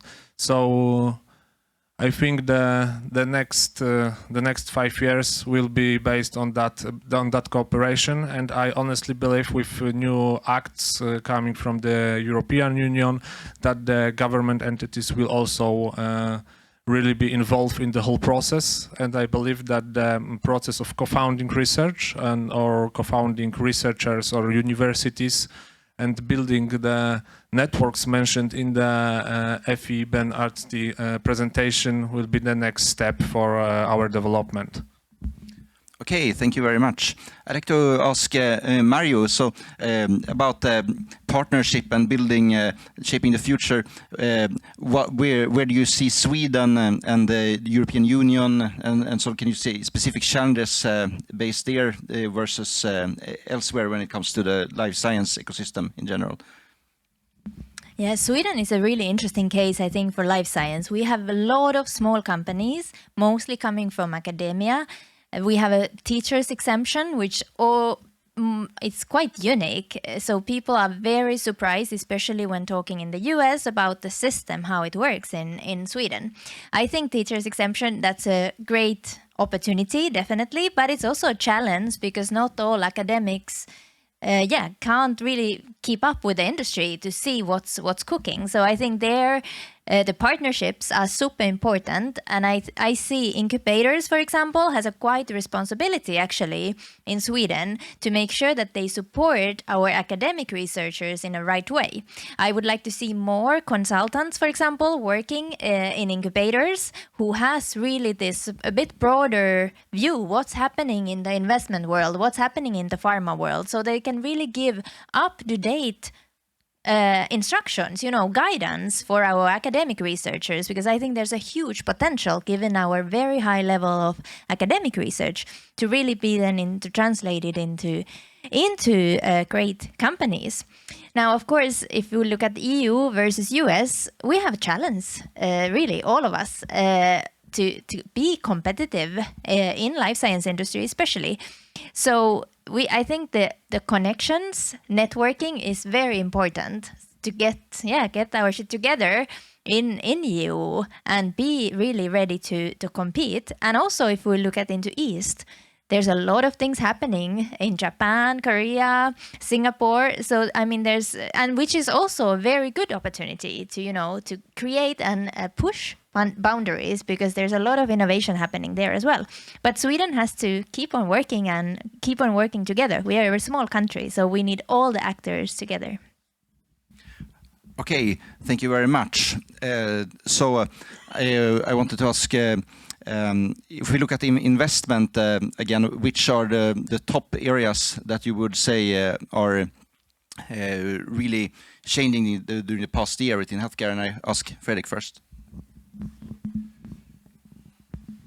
I think AI might be an obvious one here, but for sure. And I think actually it was a Beata, right, from Holisticon, what was the name of the company, showed us this number with the 80% cost reduction in the preclinical stages. That's the first time I got a number on that one. I think it's super interesting, because what it shows is that the marginal cost for intelligence is sort of disappearing out of this industry, which is super important and very interesting.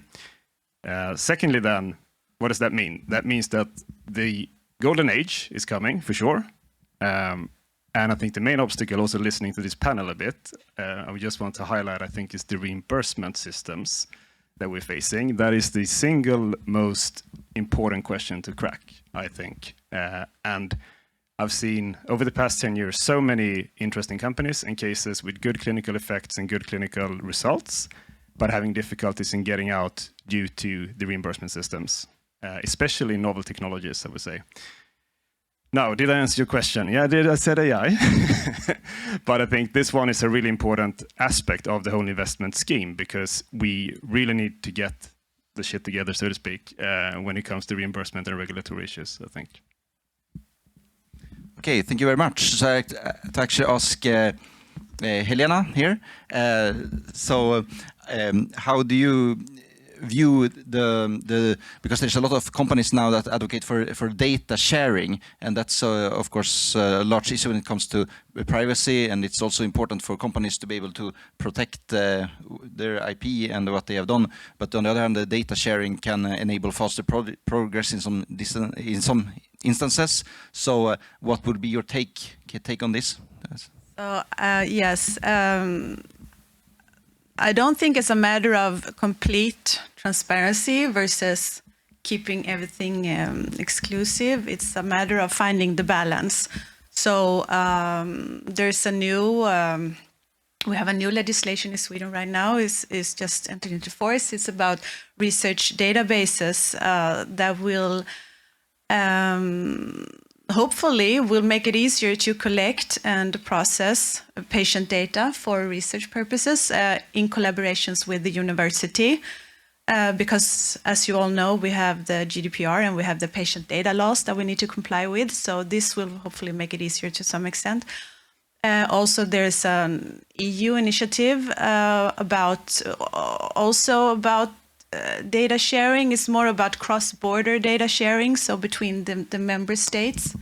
So we see it's important, but of course it's not like you would recommend somebody to share your core data. That's not what you're sharing. You're not sharing your core resource, your core data. But if you would, I mean, if you should use an AI system, the AI system needs to be trained. So it needs to have data to be trained on. So it needs to have a comprehensive sets of data, not just what you have. So I think we can all benefit from sharing, but it's a matter of finding the balance, right? Okay. Thank you very much. So I ask Igor actually, because what do you think then? Because encompassing all of these fields, we have the field of digital health and platforms that are being built to improve patient health that are accessible by many people and so on. What do you think about the future in the next 5 years and so on in the digital health and the platforms? Yeah, thanks for this question. So I think that the key point here is decision making. So let me explain what I mean. I think that the biggest opportunity for tech in like the nearest 3, 5, 10, maybe even more years, I think that's what I believe, is the maturation of tools that support decision making in healthcare. So diagnosis, prognosis, symptom treatment, therapy, payment, clinical trial subject recruitment. These are all actually processes and decisions. So we need to, and this will happen inevitably, we will improve the decision-making tools. What we know about technology is that technology is very good at making decisions or supporting making decisions when it's used and trained properly. Let's take an example of AI's ability to diagnose breast cancer a lot more efficiently than a human radiologist. So, and that's one example of many. Whenever humans need to take decisions, technology can assist with that. From my own experience, another example, so digital health platform and deep brain neurostimulation implantable devices. So digital health platform as a decision support tool improved and improving as we speak. Immediate and long-term outcomes for patients with severe tremors. So decision making. And one more very important note. So this is not the substitution for humans. This is a tool. Technology is actually a tool, and it will be used alongside with humans. So that's what I think about that. Okay, thank you very much. I'd like to ask Piotr, so what do you think about the near future of medtech? Are we approaching the golden age there as well? Yeah, so basically, as you said, maybe for next 5 year or 10 year, it will be, tool for us. Maybe in the longer future, it will take some part from our hand. And in the area of technology, it's already what we are speaking today about software. So it's like more and more AI oriented software, which will be put it into the hardware we have at the moment. But for me, the biggest goal we will have in the next few years is those tailor-made medicines based on the, let's say, private genome which each one of us has. And I'm sure that at the moment it's like already accessible for some of us, but it will be, part of our daily life in the next 10 years. So this will mean that, we'll just live better, live longer. And, you mentioned even today that we have more people which are like 60 years old and older than we have like people which are like 5 years and younger. So think about how many patients we will have and think about how less doctors we will have in the future. So let's say that without AI, we are doomed in the next 10 years. And this is exactly what we need in every, let's say, part of our healthcare, life science, medtech, plant. So everywhere where you see your health, we need those next steps to be done, and they need to be done fast. And I would just would like to add one more, to the GDPR and regulations, because I'm, let's say, from the other side, and at the moment, we in European Union have, in my opinion, like going into direction of too many regulations, and because of that, when we are looking of the costs of making clinical trials, for example, in Europe, compared to the cost of clinical trials in US. Up to the last year, it was like cheaper to make them in Europe, but thanks to the new regulations, it's not anymore. And we also saw today this heat map of the biggest companies and where the future is done. So we are, in my opinion, going in a bit wrong direction. So that because of the regulations, we will even be slower than we are at the moment.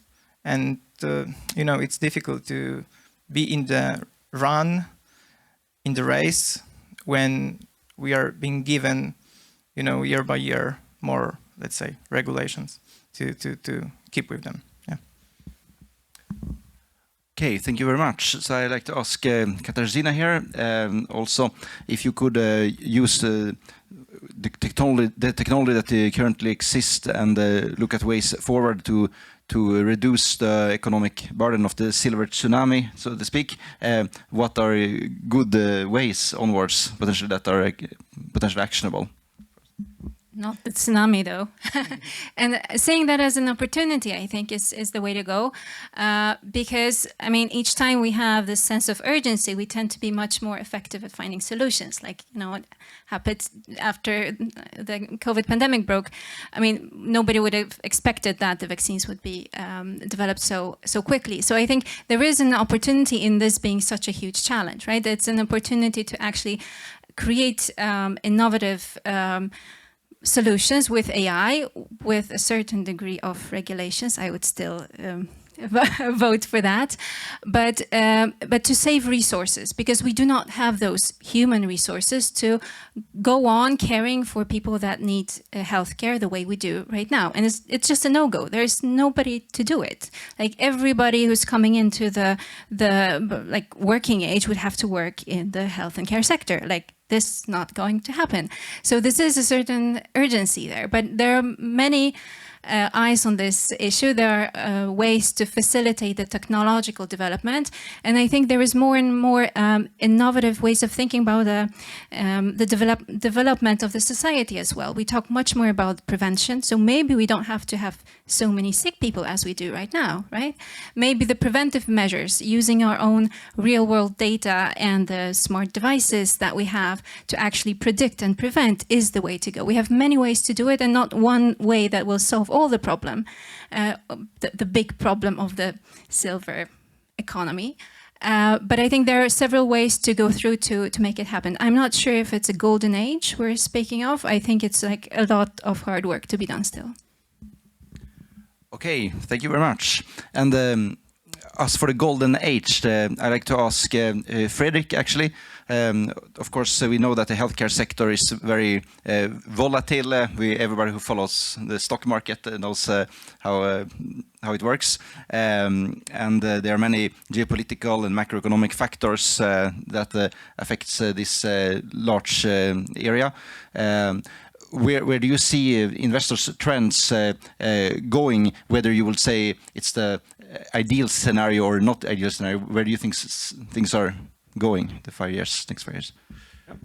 From a market perspective, I actually think it's a pretty good market in the sense that we know for sure that we have constant demand in the future, right, and increasing demand. So from that standpoint, it's actually good and hopefully not as volatile. I think we had also one expose before around how the different trends have been in the VC investor landscape. If I should try to predict anything going forward, once again, as I started by saying, I think AI is the trigger word right now, for sure. And then it's really about, once again, finding the sort of smart applications. So, for example, how can you really identify and execute on cost cutting or really efficient treatment improvements or whatever it might be. I think that's at least where I would sort of put my own money, so to speak. Okay, thank you very much. And I would then like to pivot a bit to Mario again. Where do you see the intersection between the private sector and academia on these issues?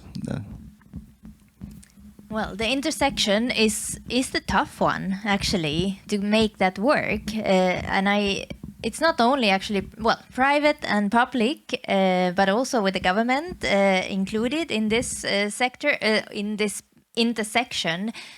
Yeah, we need all the players on the same boat, but at the same time, each of these have a different role, and we need to acknowledge that we need to let the academics to explore. Otherwise, where do we get new innovation and the really bright ideas? Maybe without that they have the commercial thought behind that. I think it's really important. And at the same time, you know, when there is then interesting new ideas, because I mean, what we are talking here still is the biology will stay the same. So it's kind of a reaching the moon or reaching the Mars still in the end. So we don't really know. And if we don't understand more about biology, or human health can be said as well, then I think, you know, finding new innovations, how to tackle the disease is quite difficult, actually. I think still, you know, whether we talk about golden age, you know, I think that's still the basic problem, that we have to understand more biology, whether it's a target identification or, you know, different aspects. So that's still, I see that mostly done still in academia. And there we have to be really, I'm a bit worried about our limitations on how do we give, for example, grants or people opportunities to do innovation in academia. There's a lot of rules. You have to be this age, this publication, you know, it's quite limited sector. I would like to see a bit more flexibility between academia and industry, to even people go back and forth, but we kind of have limited that academics, you know, you have a ladder that you need to follow. I would like to see, I think, by kind of talent, changing, having opportunities in our talent, our people moving from different sectors could be one way of kind of increase our innovation. Because if you know, if I'm now from industry and I have been in academia, I have much easier time to collaborate with people from academia. And the same thing from, you know, governmental offices. We need, if we want to talk the same language, I think we should let people go around, actually. And by that, I would know how to talk with my, you know, investor friends if I have been an investor before. So I'm hoping to see more of a kind of a move between the sectors, just by actually people. Okay, thank you very much. I'd like to ask Lucas as well, what the initiatives from governments do you see that are likely to shape the future within pharma and medtech and biotech within next years, both in Poland, UE, and globally? So that you can. Based on my experience, the best act for government is not to help directly, or rather build the opportunities for cooperation between academia or non-profit organizations and investors or the private sector. Therefore, for example, if we are talking about clinical trials and pharma, one of the great ideas I think we are implementing in Poland, we are currently financing of the development, establishment and development of clinical trial centers within public institutes and hospitals and universities. We are founding the staff, we are founding the equipment for the clinical, providing, performing clinical trials, and we are also educating the staff working there how to give the industry the high quality effects of their work, high quality work. Next very important aspect is reading the law. For example, European health data space. It's coming to the whole Europe. Therefore, as a government agency, we should read the law and try to finance the opportunities for using this law. As we may need to integrate all the data around the Europe health data, but also remembering about the GDPR and safety of the data. Therefore, the best option for the government is to finance the ideas, for example, building the data centers within the hospital or universities that are safe, but they are also able to and capable of sharing the safe data. That's the sectors I think that the government might interfere. Of course, targeted subsidizing of the grant giving also is the very important aspect of the government actions that may be taken. Much. And I'd like Helena to just also comment how do you see the market and when it comes to the regulatory aspect, what can really help and what does obstruct it and so on? What do you feel? Yes, I think that I've already been addressing those. I think the AI Act is one, and the GDPR, of course, data sharing. I think that's the two main areas. And how do I see the markets? I think that we've seen, as everybody said, we've seen a bit of a pending market because of the economic situation and the geopolitical situation, of course. Hopefully, we will see us. At least I have a positive view on the future. I think that we are, at least in Sweden, we are investing in life science. I believe we have a new life science initiative from a government. Also investments. There's a proposal to invest, I believe, 60 million euros. I think now the upcoming 3 years from government in life science. Mainly, I think, in the areas that we already spoke about, but also in aging and women health, I believe also certain areas that we would like to invest more in, and also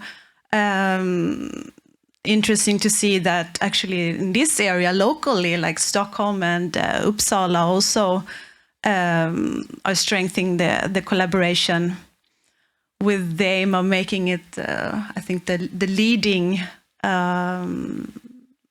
life science. I don't know the exact word. Perhaps I'm looking at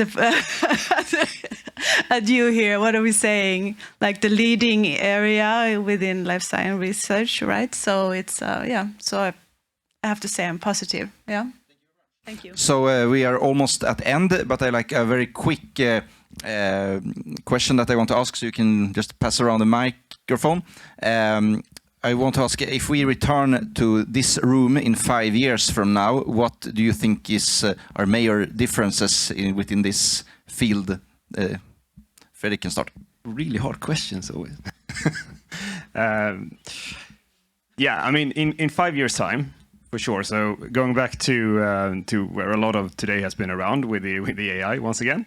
I mean, obviously the pace of development there right now is just booming. So I think within 5 years' time, we most likely have reached this artificial general intelligence stage, where we have these powerful AIs that basically can do all intellectual work for us. That's going to be quite interesting to see. Then if we can keep up, I mean, from a regulatory standpoint, it's really, really difficult, but at least we're trying. But I think also from a reimbursement standpoint, we're not trying that hard. That I really hope will have changed in 5 years. And then there's going to be action. They cut me off. Okay, thank you. What do I have to add to this? I think that I agree with you. I think that the AI, I mean, of course, it will be a totally different discussion in 5 years. I think that hopefully, I think also the EU will have, eased a little bit about this, because as you said, it's raining regulations from the EU on all different areas. And hopefully now in about 5 years' time, it will be another environment. 5 years. Probably radiology will be really AI supported. And from the government perspective, I think the changes in pharmaceutical law will be really implemented in EU.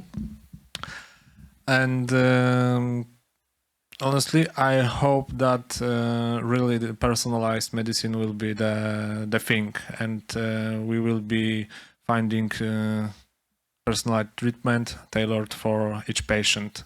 Maybe not in the whole diseases, but in the most important. Well, in 5 years, I hope to see a change in our number of clinical trials turning positive to Sweden.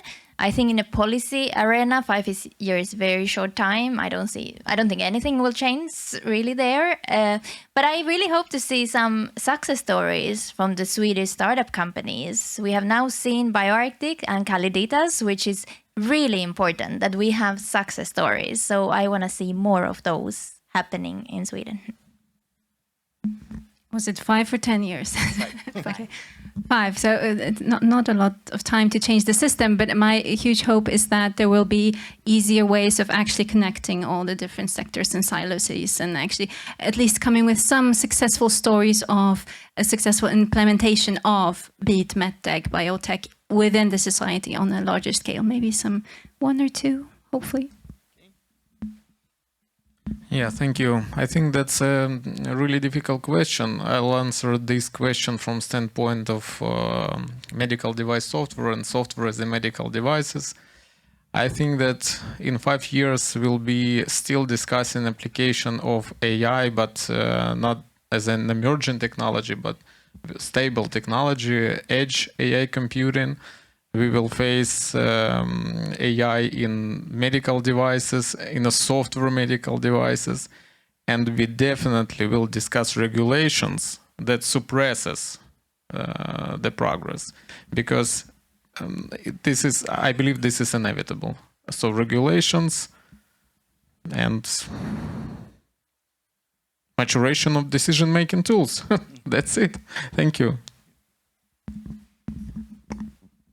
So let's end positive. And the 3 things I would like to see in 5 years would be like federalized data, a health bank, basically what you just mentioned, Łukasz. This would be great for us, and I think this is like doable. And I would like to see like those tailor-made clinical treatments more, open for regular people in 5 years. And the last thing I would like to see in 5 years would be cheaper drugs, thanks to the AI development. And those cheaper drugs would be also done in more holistic way, because of the fact that we will be used those federalized data from more, let's say, multi-omics sectors. Yeah. Okay, thank you very much. It has been a wonderful panel, and we can give them an applause. And let's see where we are in 5 years. Okay, just a second before we finish this part. All right, so my name is Jacek, and I'm. Could you please wait just one more minute? One more minute, and I know you would like to have this networking session, but just give me one more minute, okay? Thank you. Thank you. So my name is Jacek Żukowski, and I'm a board member of the Swedish Polish Chamber of Commerce, and I also run the company Nordpolen, which helps the Nordic firms to find the IT expertise in Poland. But just to wrap it up, Jurek usually asks me to wrap up this event, so I would like to, for the welcoming, for the invitation and for welcoming you and the speech at the beginning, thank our chairman of the board, Hans Jakob Bonnier.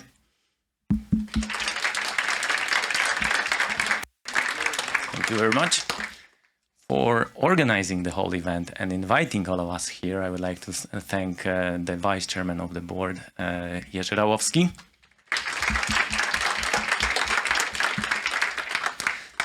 For the fantastic hosting and moderation, I would like to thank Victor. It was a great job. Thank you very much. To all the panelists, all the speakers, I know it's sometimes stressful to speak in front of so many people, but you did a great job. Thank you for sharing your insight and knowledge. Fantastic job. Thank you very much. All right. Technical aspect, Mats Vara, thank you very much for making it visible to all the people who are watching us online. Thank you. And Dana Rogoza and Himelska prepared some great cakes for us today, and thank you very much for that. So we are ending this part of the presentations and the panel discussion. We are also ending this part that is available online. So now this is the part for you to get to know each other, to mingle, and to network. Thank you very much for coming.